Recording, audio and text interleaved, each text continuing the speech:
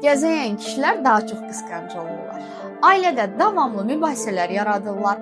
Səbəbsiz yerə qısqanclıqdan müəyyən davalara səbəb olurlar və bunun yaranmasının səbəbini sanki sizmiş kimi göstərməyə çalışırlar. Çünki o kişilər daha çox qadınlara baxarkən duymuş olduğu hissin kiminsə onun qadınına da baxanda duyacağının təhlükəsini hiss eləyir deyə burada günahı nə özündə, nə də ki qarşıdakı kişidə yox, məhz günahkar kimi qadında görür.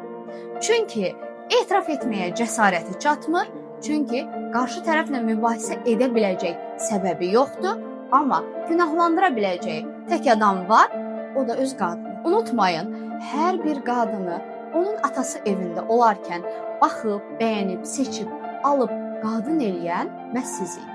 Bugün isə yaratmış olduğunuz o qadını özünüzə qarşı çıxartmayın ki, sonra bu qadın niyə dəyişdi sualını özünüzə verəsiniz. Əziz kişilər, öz qadınlarınızın qədrini bilin. Onlar sizin yanınızda rahatdır, gülür, əylənir və parıldayır.